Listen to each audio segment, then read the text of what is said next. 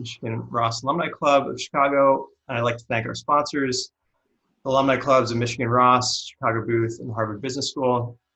I've got a great panel this afternoon of industry insiders that have graciously volunteered their time to give us their perspectives on opportunities and challenges in the cannabis industry, the impact of recent events, as well as an expected future outlook. We'll have about 40 minutes for a panel discussion, and then we'll open it up to some Q&A. Feel free to submit your questions via the chat feature. Also, a quick announcement. We have our third and final installment in this series, and that will be next Tuesday, June 9th at 4:30. Without further ado, please allow me to introduce you to our moderator for this discussion, Charles Wu, CEO of Nexum and Chief Revenue Officer at Minorities for Medical Marijuana. Charles, take it away. Great. Well, thanks a lot, Anand. And hey, everyone, thanks for coming on. My name is Charles, and I'm going to be your moderator this afternoon. I'm here with a panel of cannabis experts, and I want to welcome everyone to our session. We'll be talking about a topic that is near and dear to my heart. But before we get started, first, I just want to take care of some sound check things. I want to make sure that everyone can hear me. So I've done these before, and no one can hear me, and I'm talking to the walls. So in the chat, if you can hear me, just say, yes, I can hear you. So let's just, everyone here, let's make sure we can hear. So in the chat, say, yes, I can hear you.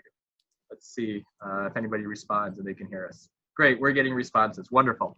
All right, perfect. You guys can hear me. So I'm really excited for the conversation we're going to have tonight. We're going to be talking about navigating the new cannabis landscape. And more importantly, we're going to talk about how we can use this information to ethically and legally profit from all the growth going on in marijuana and the cannabis industry right now. So before I get started, just want to let you know we had a little competition in the back room. And I just want to do a quick roll call of where everyone's coming from. So tell us the school you're coming from. If you are UFC, just say you're awesome. Don't worry about it. But anywhere else, you can tell us what school you're coming from. So let's see where people are coming from. Okay, we have someone from Dallas. Oh, we got a Michigan Ross person. We do have 2 Michigan people on the panel. Wonderful. So tonight is going to be part 2 of the panel, as Anand said. And in it, we are going to be discussing opportunities and challenges working in the cannabis and CBD industry, how the industry has changed in recent months, and perspectives on the future of the industry. So with that, I'm going to introduce our panelists and let them tell us something about themselves. So let's start. Greg, you are going to be up first. So tell us a little bit about yourself, how you got in the industry, and go from there. Sure. Yeah, so I'm Greg Podell. I am Director of Corporate Development. I handle capital raising and M&A and our competitive license application process, so handle any inorganic growth in the company. I kind of backed into the industry about 3.5 years ago. That was like before it was cool to get into the space in the Midwest and East Coast. And I was just looking for a traditional corporate development M&A type strategy role, and happened to get into it the old-fashioned way, which is networking with alumni. So keep hitting those alumni message boards and such at schools. It does eventually pay off. So that's what I do. And fun fact, I guess, so before this, I had a traditional investment banking background, and one of my clients was the only legal importer of cocaine in the U.S. So I'm kind of working my way through narcotics here. So I don't know what ends up being next, but I always quote that as my fun fact. Wow, that is going to be a tough one to top. So Marcus, you are up next. Let's see what you can do. Hey y'all, my name is Marcus Narramore. I work for Edgemont Group in Washington State. We are a producer processor. We have the LeafWorks brand and a Full Spec brand. They're both oil extraction brands. I'm an alumni from Michigan, and like Greg, I kind of got connected to this opportunity from alumni as well. So I reiterate that recommendation, connect with your alumni to see what opportunities are out there.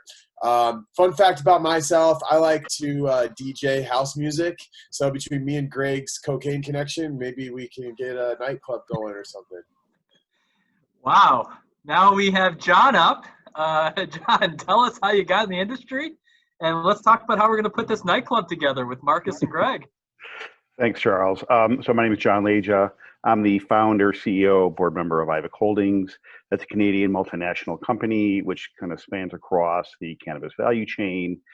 Some of our holdings include New Sierra, a Colombian operator, large-scale cultivation processing, Verde, a Canadian entity focused on processing, Australian entity. We're really looking to position ourselves across the value chain, or whether it's cultivation, extraction, processing, R&D, not too much into brands, although we do have two brands, Relieve and Newell, that we support. We also, I'm also founder, board member of a U.S. Entity called American Fiber. It's another holding company with, various vertically integrated U.S. cannabis assets. For now, up and operating various dispensaries in Michigan. My background is I got involved in cannabis in 2012, 2013. I'm an old man in the space. I was a lawyer, 17-year plus lawyer at that point. One day, Teddy Scott, the former founder of PharmaCann, walked in my office and said, we were looking at companies. He said, I got it. Let's get involved in medical cannabis. From there, we kind of started PharmaCann and we're off and running. My fun fact, the businesses that Teddy and I were initially looking at were involving an epidemic problem in the United States that people are becoming larger and larger. And so there's an issue in hospitals with moving them around. I'm not so sure how it got switched into cannabis, but this is where I wound up. So it's been quite a ride. Wow. Well, that's pretty awesome, John. So we're going to get started with just a bunch of Q&A. One thing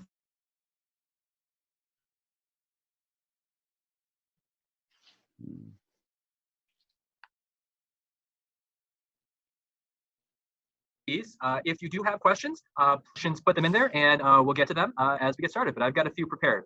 So let me start. Why don't I pick on you, Greg, because you guys have obviously had everything change on you. How has the industry and life evolved over the past year? And I'm sure, for people who don't know, PharmaCann a year ago was in the process of getting merged. I think you were getting merged or going through a merger. And tell us what's going on. Yeah, so we did. We were involved in a merger. We started that about 2 years ago, and the industry has changed. 2 years ago, the anecdote I like to make is 2 years ago, we went up to Toronto, which is like Bay Street, which is like the Canadian version of Wall Street, to raise money for an IPO. And they basically said, we don't need to see any of your models. We don't need to see any of your financials. Everything is getting funded in the industry. There's so much money rushing in the industry. Then we entered into a merger. 12 months later, we came out of it and we said, okay, we're going to IPO again on our own. We went back up there and they said, we don't need to see your financials. We don't need to see your presentations. Nobody's getting funded. There's no money anywhere, no matter what. So it has been quite the ride in the last 12 to 18 months in the industry. Year to date, though, I mean, there's been a lot of changes mainly due to the COVID epidemic. Things that we write thousands of pages of SOP on divergence prevention. And so, everything has to be really controlled in the dispensaries. There's DEA level vaults. And there's things now going on because of COVID, like, for example, curbside delivery would have been unheard of 3 or 4 months ago. And now it may be the norm going forward. So there's a lot of things like that have changed. Online ordering is now becoming the mode of kind of transacting in the industry. So all the things we were trying to push, which is loosening of the regulations, adoption to online e-commerce, and increasing throughput has really sped up in the last 3 or 4 months. So it's been, I think, short term, there's been a lot of challenges, but long term, I think it's a net positive for the industry. Awesome. Marcus, you have any thoughts? Yeah, just in terms of how COVID has changed for us. So we are a little different in Washington. We're a producer processor, and we sell pretty much packaged goods to retailers.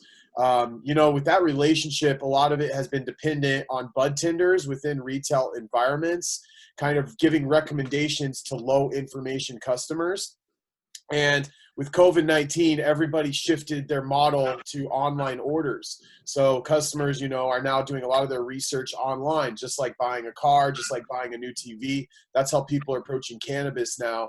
So basically our marketing strategy has had to shift with that, from really getting bud tender enthusiasm up to now directly marketing to customers. We feel like that's probably going to be a positive thing in the long run. Higher information customers are just a good thing overall, but it's definitely been a challenging feature. Awesome. John? I think structurally, the industry has been going through massive changes at every level. As Greg mentioned, the capital markets, it was so incredibly crazy. And our home office is in Toronto, so we're on Bay Street quite a bit. We saw it come and go, but the capital markets has just been incredible what happened there. And then all of a sudden, it was finally starting to come back, and then we get hit by COVID. I think the industry is and then the Farm Bill is going to have massive repercussions to the industry. I think you're going to see large CPG brands that are launching under the new regulations that are permitted by the Farm Bill. I think some of the vertically integrated models are going to be challenged by that. Talk about curbside dispensing, and there's just a million issues the industry is facing. I think, going forward, from capital markets to regulatory to, new state adoption, I think all that's going to slow down. So there's just I think there's a lot of hurdles going forward, but it's also a time for those really strong operators, the people that are serious about their business, know what they're doing, have a valid business model, can survive in this. And it's really also flushing out of the system so many of these companies that really were never there. They, like as Greg mentioned, they didn't have a business plan, they didn't have a model, they didn't have a team. They were just launching, getting money, and then going. So I think getting that cleared out will be ultimately good for the industry. But I think the next year is going to be pretty painful. Wonderful. I'd like to actually latch on to what you were talking about, John, and I think it's an interesting conversation. For people in the industry, when you first get in, you think cannabis and everyone thinks THC marijuana. But you mentioned the Farm Bill, and within the Farm Bill, there's been this whole subsegment of hemp, CBD. Now they talk other cannabinoids like CBG, blah, blah, blah. You want to maybe talk about that? Do you feel is the impact? Are we going to potentially stop going to dispensaries and just go buy CBD from the smoke shops? Why don't you go with that? I think it's much bigger than that. The Farm Bill. So my company, IVIC, we only engage in activities where we're fully legal at a national level, whether that's Colombia, Mexico, Canada, the United States. We're fully legal in our operations. As you know, most of the operators in the U.S., when you're dealing with THC products, you're violating federal law. So that cuts down banking. It means large-scale retailers don't want to touch you, distributors, everybody in the value chain.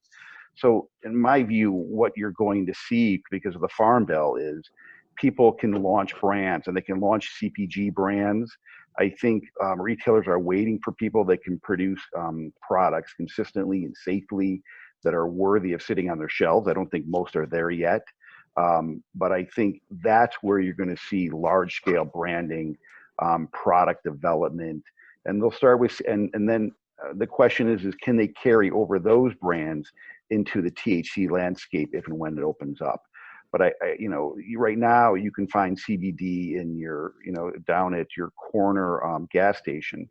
But I think that's going to change. Everything's probably on pause for this year, but by next year you're going to see very sophisticated, in my view, CPG products, sophisticated branding, formulations, efficacy, all sorts of real products that you would expect to find on a Walgreens or CVS shelf.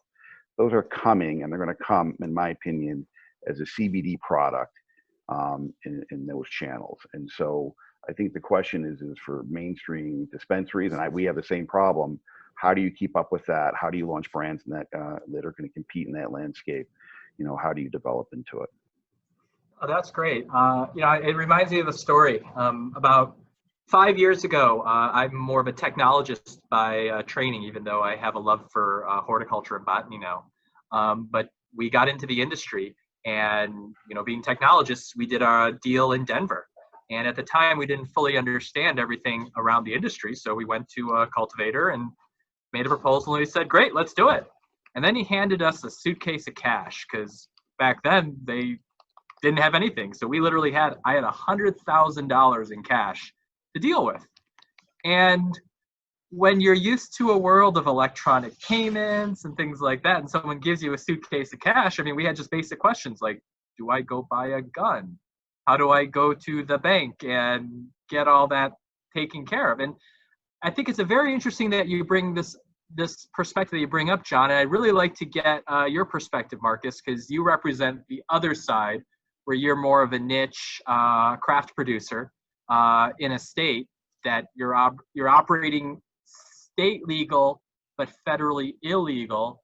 What are your thoughts? Like, you know, you got someone like John coming in saying, you know, I'm going to make CBD products or cannabinoid type based products and put them into CVS and Walgreens. How do you react, or what do you see from that, Marcus?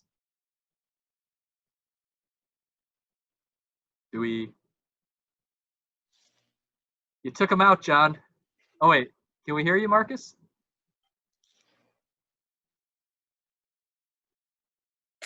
Hey, I'm sorry, I cut out a little bit there.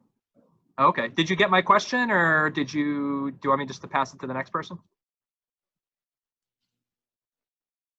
Yeah, I'm back. Apologies. You're Oh, no touching problem. on the disparity between federal and state legalization, correct? Yeah, I mean, federal, state legalization, I look at it as, you know, you've got people like John who represent maybe more traditional versions of institutional capital. Things like the Farm Bill has passed. And did we lose you again? Hold on, we can't hear you, Marcus. I'm back. Apologies. Oh, okay.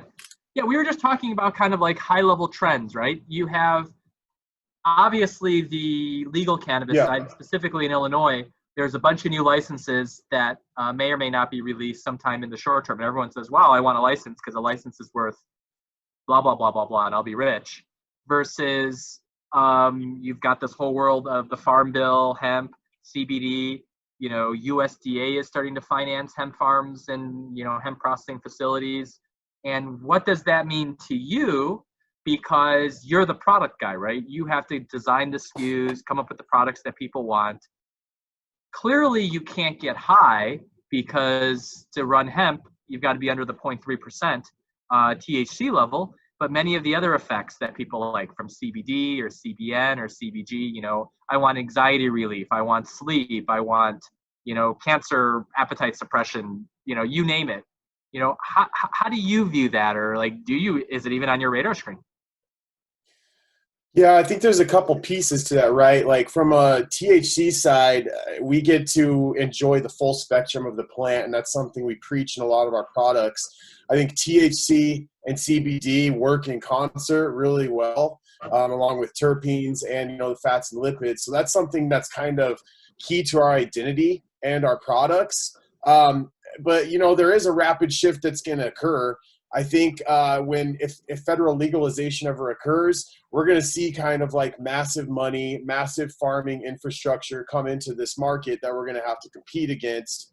So Washington kind of gives us a unique position to operate in a really competitive, really price sensitive, highly regulated market that we feel can use as a springboard to operate in other states when it's federally legal. Nice. Okay, we've got a question here, and I'm going to pass it to Greg because he's going to be the local player. Someone is talking about the new laws, asked about the new laws with licensing, and specifically the component for social equity. Greg, is this something that, you know, you want to maybe talk about, that kind of how the landscape is changing? And it actually makes me remember, because back in the early days of licensing, it was about, you got to show you've got millions in your checking account, you've got a clean record, you've got all these sorts of things. And we participated. I'm not sure if, you know, Marcus or John, you participated, but in this latest round, it was actually a plus to have a felony on your record because you would actually score more points. Or it was a plus to have had like a cousin or someone, you know, arrested for drug use.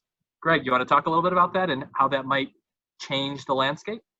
Yeah, I mean, it's the bill that passed in Illinois legalizing marijuana in the state did have a significant social equity component, and so that was the first state that I believe actually has a social equity program put into the laws by statute, and it is a step in the right direction. Hopefully, more states will continue to use that as a blueprint. I mean, I obviously don't think it goes far enough because, as you said, it's difficult to just come up with groups that have a record with millions of dollars in cash to start a business. There's not a lot of people and groups like that, and it's difficult to find the infrastructure in economically disadvantaged areas that you get extra points and the bill is targeting. So it is a step in the right direction. There's a lot of ways to go, but or a long way to go. But yeah, I do think it's good that they're sort of forcing the incumbent players to help a lot of these groups along. Like our company is incubating 2 such groups where they are African-American veterans that want to start their own dispensary. So they apply in Illinois and we incubate them. Basically, we fund their application process. We fund like holding real estate. We have our legal team work with them on their application process. I do a lot of their financial modeling presentations, things like that. And we don't have any economic interest in it. We just do it as a part of our program of being a part of the industry. So hopefully that continues to not only be a permanent facet of the industry, but continue to grow and get incorporated to other programs. John, do you have any thoughts on that side? You're muted.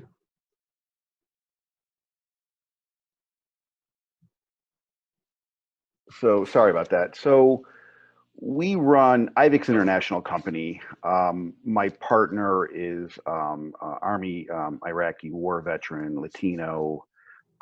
We're in Colombia, we're in Canada, we're in Toronto, incredibly diverse city. We're a diverse company. You have to be in today's market, especially if you're looking multinational. When I look into this,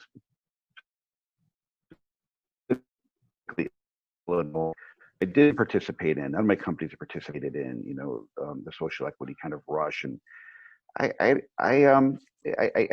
don't like what I saw, to be blunt about it. The industry lobbyists in Illinois were able to get first pass, first right for the existing players to open up recreational dispensaries. The social equity dispensary applications are still on hold. They haven't been granted. So existing players, I think they made the argument that they invested all this money, they should be returned on capital, but they had sky-high value evaluations. There's so much money flowing around. Social equity is really far behind, and it's really important. And it's an important element of this industry. When you look at the injustices that have gone on, where you see African Americans being arrested in disproportionate numbers for marijuana possession, marijuana use, there really needs to be a lot more that's done. I know the model that Crisco and others have followed, supporting other social equity applicants. I have no idea if that's fair or not. But I really think there needs to be more. I'm not so sure what the longevity of the dispensary model is for the long haul. So to encourage people to get into it because they're going to make all this money running a dispensary, I don't know if that makes sense. But I do think social equity. I see one of the comments here. It's an overwhelming white industry. I don't know if that's accurate, but when you look at a lot of the MSOs, multi-state operators, came out of Illinois. I just think there needs to be a lot more done in this regard, especially in context of today, the current events that we see going on around us today. I think it's really important. I think it has to be inbred as part of the mission and values of these companies. And I really think the state legislatures need to start opening these programs up and figuring out a way to do true social equity. A lot of the promises I've seen applications going in so many jurisdictions: Maryland, New York, Illinois, Ohio, Michigan. A lot of times they have these social equity components, and the question is, are those promises ever kept? Are the regulators ever going back and saying, you promised all these things, did you make them happen? I think that's a good question that should be asked of the industry. Were the promises that were made 2, 3, 4, 5 years ago, they've been followed through on, especially when it comes to social equity. It's a point I believe strongly in, and I think it's an important one. Wow, that was great. Now, Marcus, maybe you can kind of talk about it because we can compare and contrast, right? The state that you function in, Washington, doesn't really exist. Kind of maybe compare the difference when you hear what we're saying about giving back and license preference for social equity candidates versus what you feel in your more competitive, mature market. Yeah, so I mean, there's not like a lot of statewide organizations or any like movements towards this type of thing. So it's kind of on the back of producer processors and people within the industry. It's something we take very seriously. I think it really starts with our hiring practices. I think it starts with our own sensitivity training, just ensuring that people know kind of the history of cannabis in communities of color and LGBTQ2 communities as well. And then, moving forward, I think it's just about being intentional about giving, both in our financial resources and in our time in these communities. And so that's kind of how we approach it from a company perspective. Washington does a nice job in kind of approaching these things from an outside perspective, in that there's no outside capital really allowed. There's caps on numbers of licenses. So it really has a lot of measures that help small businesses, but to say that that's really helping people of color and communities of color, I can't really speak to that, and I would like to see more progress on Washington's side. But there's lots of people and industry companies within the industry who take that as a prerogative to make that a priority.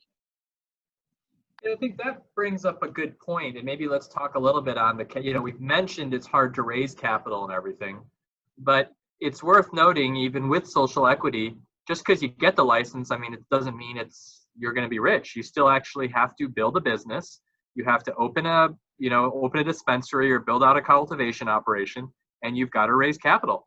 So this audience, we're all business school people or alums, so we understand the concept of the pref stack and returns and all that sort of stuff.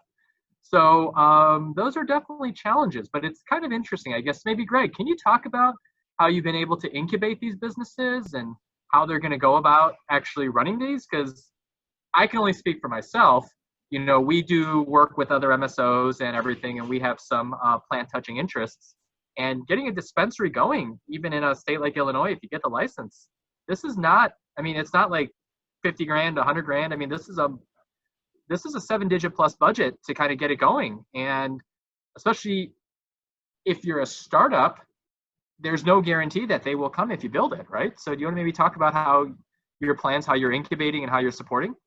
Yeah, I think to your point, the big portion of that support is financially. So making sure that they have the startup capital. It's a pretty good business model once you get it up and running, but it is expensive and there's a lot of work to get it up and running. So we support them financially, and then some of the applicants we actually are our current employees or former employees. So I do think that there is an avenue there to sort of foster incubation within companies, or have sort of companies that train employees through a track, and then they exit and start their own venture. So you're not just going into the industry cold. So those are two of the ways that we're helping, but there's a variety of different avenues. Nice. And with this, it seems like we're getting a lot of funding questions. So maybe I'll pass this to John. What sort of, new entrants, if I was a new entrant going into the Illinois market, what will this slowdown in funding mean for me? I assume the person's applying for a license and trying to understand how they could maybe prepare or offset these challenges. So maybe let me pitch you, John. Hey, I got a license, fund me. And now you smiled and rolled your eyes. Yeah, boy, that's such a great, especially, look, I'm an entrepreneur. It's what I do. I start these companies up. I figure out ways to fund them. It's just an ongoing challenge, and the markets are always changing, the market, the sector, the economy. So it's highly variable. I think that one of the problems, and I don't focus that much on the United States anymore, but I think a problem is that when people were initially raising capital, they would say, look, I want a license, I'm not worth this amount of money. And they could kind of raise off that. The problem has been, as capital markets have shut down, you look at whether, I think it's large, medium-sized players, there's no more access to capital. So you could be sitting on 5 licenses, but you simply don't have the money to build those things out. I think there's many, and then the people that are, they're sitting on their cash. For all the talk, of the industry, and you talk about large sales and these big numbers. I think that's true. There's some big revenue numbers that are coming, but there's, because of 280E, there remains tax liability. So everybody's hoarding their cash. They have big overhangs with commitments on licensures. So, the question is, where do you go? Everybody's trying to raise capital, going to different debt structures now. If you're a startup and you want to get in, I think you're going back to friends and family now, and that's it. And you have to put a couple $100,000 would be my guess together, maybe with a building, and and you get somebody who help you design it. And I just don't know where else. And I'm probably not the best person to ask, because I've moved past that startup funding phase, and I haven't been in it for the last 3-4 years. But I think it's a tough environment now, and I don't know, other than friends and family, who's coming in on just a license anymore. Because I think the truth is, a lot of the larger players are probably sitting on licenses that they can't fund the build out on themselves. So, but I don't know if I'm the best person to answer that. Hopefully that's helpful. Oh, interesting. Let's maybe go to Marcus. I don't know how you guys got started, and frankly, it's not my business, but from my understanding, you guys are more of that smaller craft operators. So do you want to talk about how a startup goes about getting things going in a competitive market? Yeah, so when I look at all headlines about cannabis and I see all the froth and the big deals, it's really interesting, and it's converse to our experience. We were self-funded when we started, and that's really made the importance of lean operations paramount for us. Like, we're looking at our cash flows on a weekly basis. We're making sure we're profitable on a weekly basis, because if we don't, we can't pay our payroll, and we can't pay our obligations. So this is like something that's core to how we operate.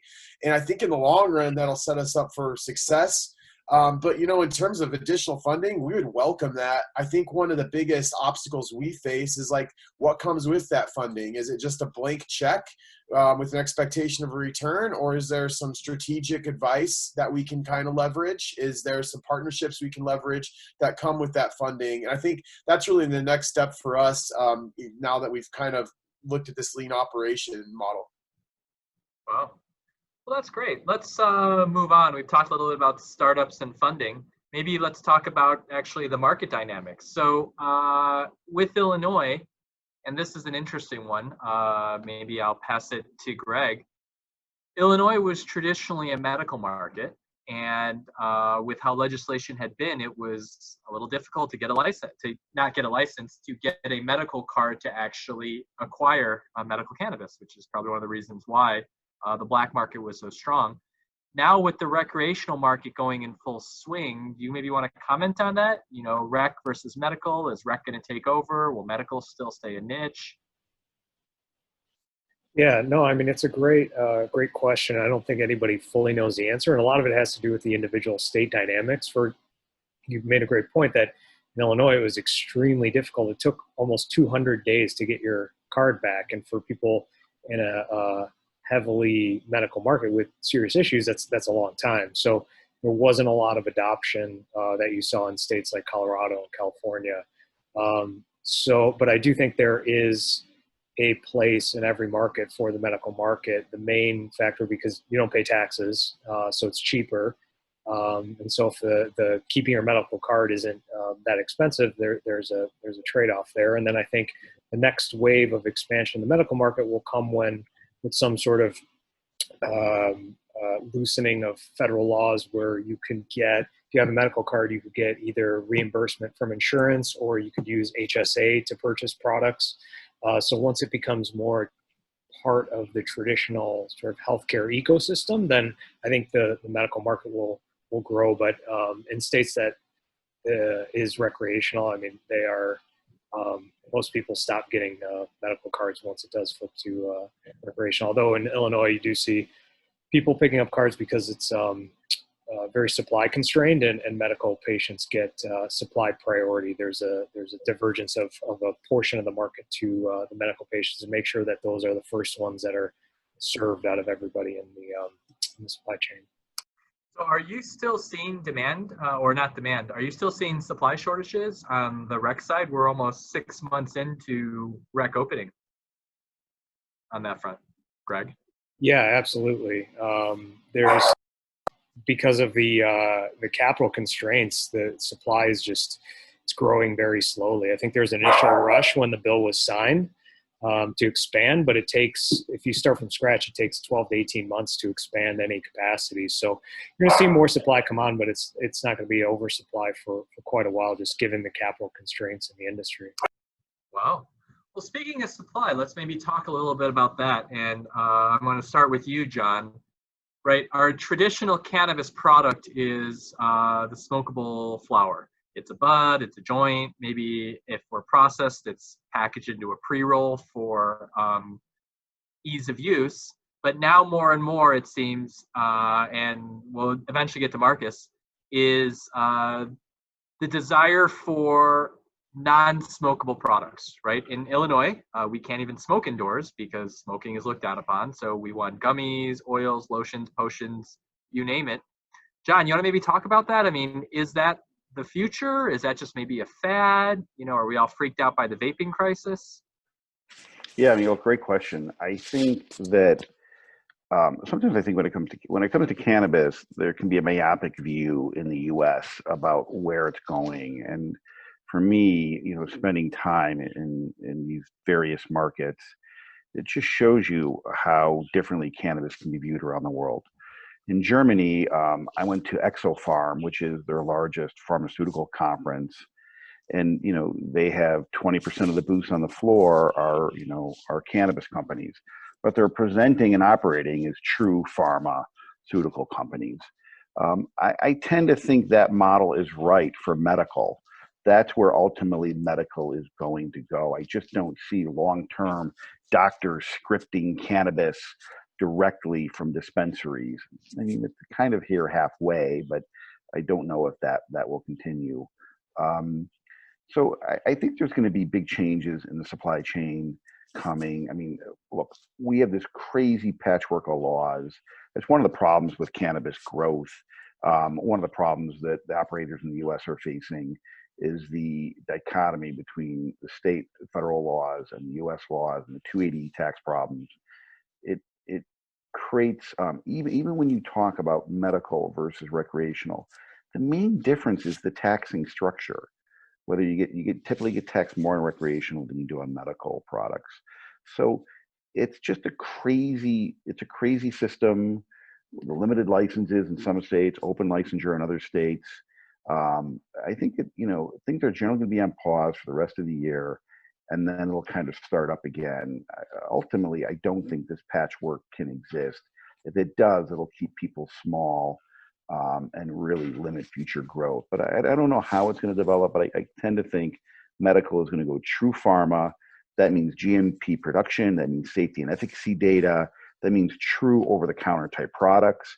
And then there's going to be everything else, and I don't know how they're going to regulate those products. I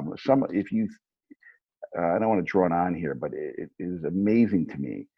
There are, U.S. cannabis companies that produce things like gel caps. They produce tinctures, things that look like medical products, but they are not manufacturing them under any sort of OTC FDA guidelines and structures. And I think we're waiting on the CBD side. We're waiting to see what the FDA is going to do. I think it's looking and trying to figure out how these products are going to be regulated. At some point, I think they have to be, but I don't know how that's going to play out. But sorry for the long-winded answer, but it's a complicated topic. Nice. Marcus, do you want to talk about it? Because I believe you mentioned you guys are a processor and extractor in Seattle or in Washington.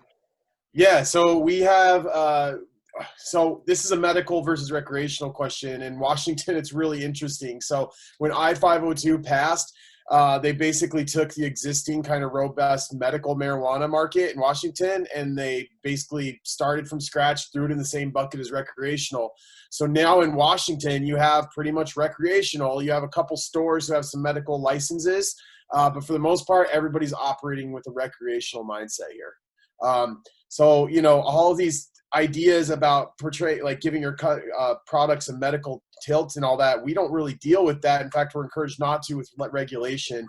Instead, we're fully going towards like the more experienced side of cannabis, right? It's more similar to how you're marketing alcohol, more similar to how you're marketing even Red Bull, those type of products where we're just kind of being flat out like, this is fun. This will help you go on a hike. This will help you chill and watch movies, right? And that whole medical piece is kind of secondary. And to John's point, we see capsules and edibles and tinctures all the time, but they're recreational. There's no medical claims. You're not allowed to have any medical claims. So it's kind of a whole different beast here. Interesting. So I guess going to you, Greg, how would that feel if in Illinois, instead of having all the rules around your dispensary, you could make it look like an Apple store? Yeah, I mean, that's definitely happening. There are cannabis companies that they call the Apple of weed, and that was definitely a model that was tried to roll out. And I think you see a variety, even in Illinois, there are now stores that look like a West Coast dispensary, and that's going to be the norm. I think there's always going to be that focus on the recreational side, even in these predominantly medical states, just because that's to John's point, there's the heavy connoisseur type recreational market, and then there's the true sort of pharma, like GW pharma medical aspect of it, and then there's that 80% that's in the middle, which is it's wellness products is really what it comes down to. They're traditional CPG wellness products. So I think that eventually all these markets will start to look closer to the West Coast as it shifts more from the medical markets to the recreational markets. Awesome. Since we're talking medical, I would love to get John, your perspective. So you are right. There's the legacy cannabis market, but there also now is a third channel.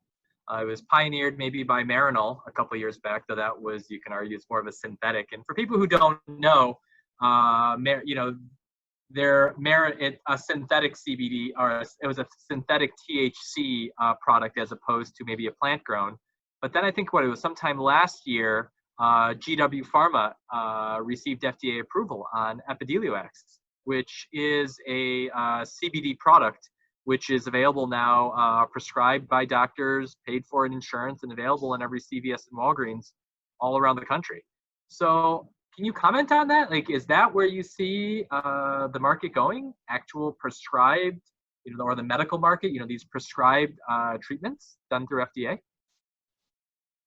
Yeah, I think it's all kind of been put on hold. I mean, there was a lot of talk in Canada and other large players about launching large-scale CPG products here, consumer packaged goods. And then in a way that's really very similar to going down the path of launching an OTC. Quality, consistency, safety, efficacy. Efficacy is not there on a CPG product, but safety is. So it's all kind of the same, right? It's large scale, mass production. I call it traditional agribusiness, traditional pharma. I think, it's so hard to know how this market's where everything's gonna go. But I think that you can segment it out. That there's going to be traditional kind of hardcore pharma products that are being launched. That's one channel, and places. Our companies go to that. We're all GMP, GACP. We're trying to be able to produce an API for entry into those markets. Places like Australia, Germany, that's all they allow. And then, like Greg said, I think there's this thing in the middle. You could say health and wellness, but I would probably break it down more specifically. If you're in a nutraceutical, you're in a cosmeceutical kind of realm, safety and efficacy do come in. They are important. You still need certain levels of manufacturing consistency and quality, which I think a lot of players in the United States are not ready for. And also a scalability in size and production volume.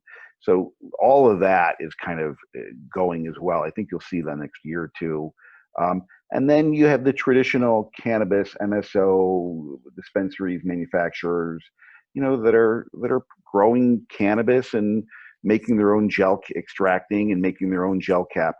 To me, that's a world away from those other industries because of the quality control, the manufacturing regimens. There are things that you need to do in order to play within the international market that just aren't required in order to grow and sell cannabis in Illinois. So I think you'll continue to see it segment, but I don't know, I don't know if they're going to allow,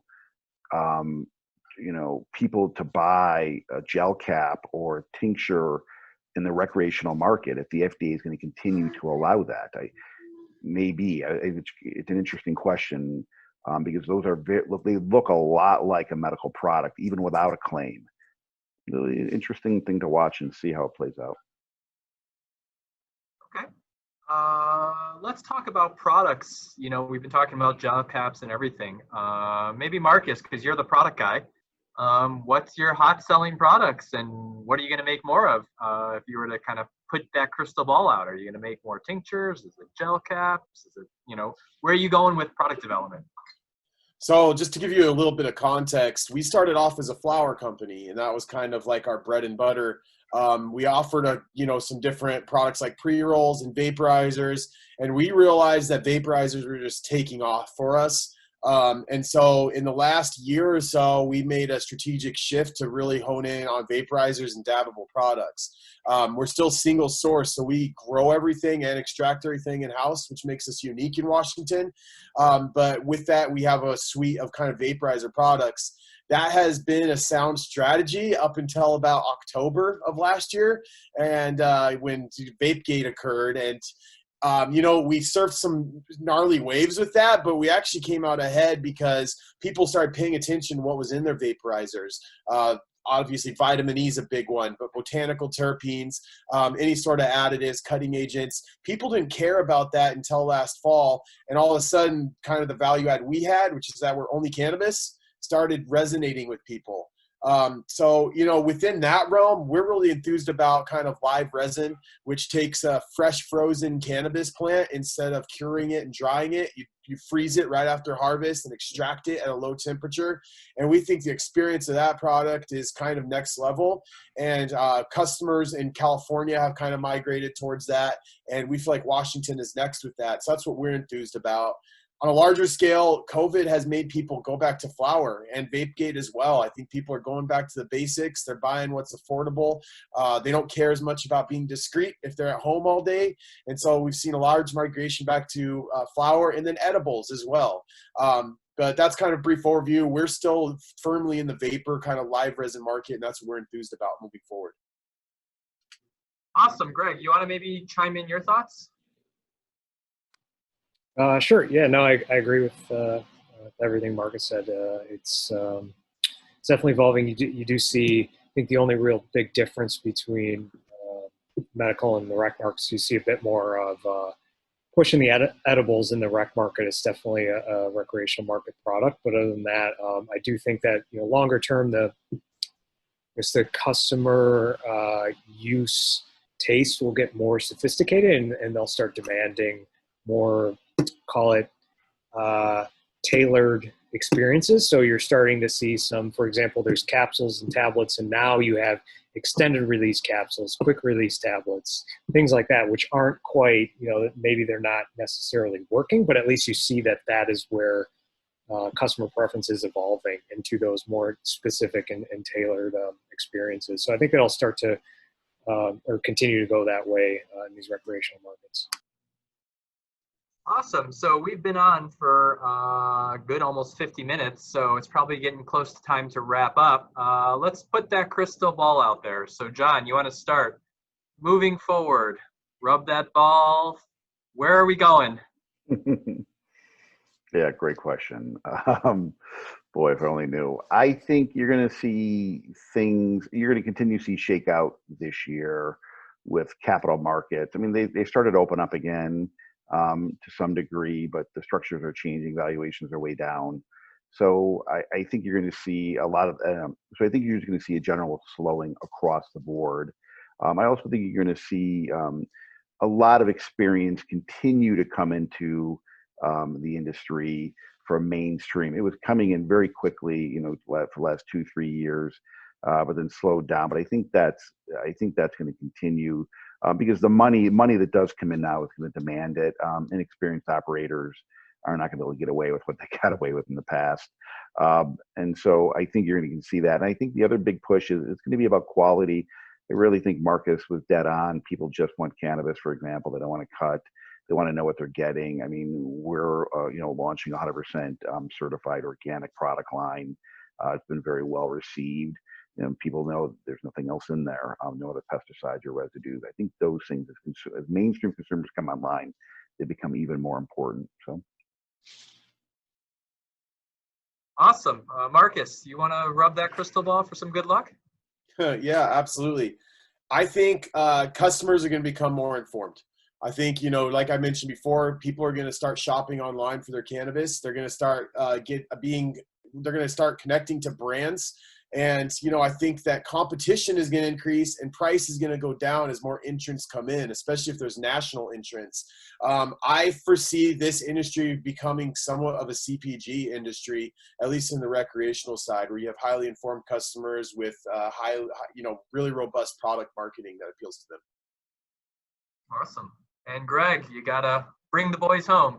Finish it up. Finish us off. Yeah, so I think to both Marcus and John's point, that there's going to be definitely, I think, a lot of consolidation in the industry over the next 12 to 18 months, and a bifurcation between companies that can actually make money and companies who can't. I mean, now when you don't have additional capital to keep feeding burn, it's going to be really the true time of when these the companies that are going to survive long term. If you think about sort of the 99 2000.com bubble, where there's thousands of companies that went public and most of them went bankrupt, but the ones that came out of that were Google, Amazon, stuff like that, Priceline. So I think that's going to happen in the cannabis space. So you're going to see a lot of consolidation into the companies that can really make money. And then outside of that, you're going to see a lot more focus. And I think, what Marcus is doing is he's doing it right, is where you focus on a specific area of the supply chain, a specific product area, and really become an expert at that. And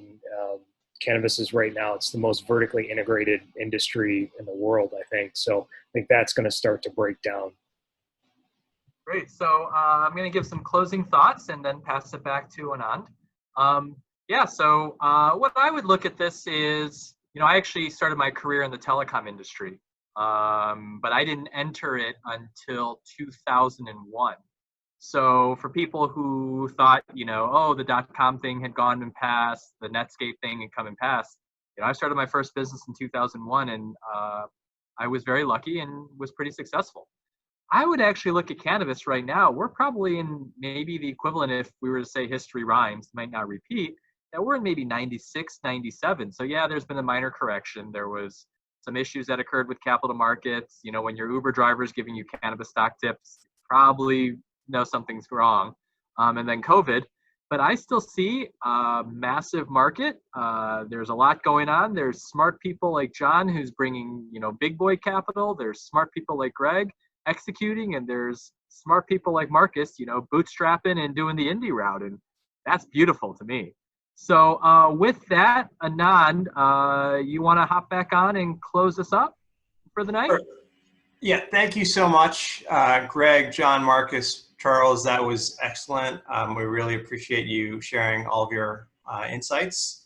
And thank everyone else for joining us. If you guys are interested in learning more, we're having the third part of our series next Tuesday at 4:30 p.m. So please feel free to join us for that. And thanks again, everyone. Stay safe out there. Thank you, everyone. Take care.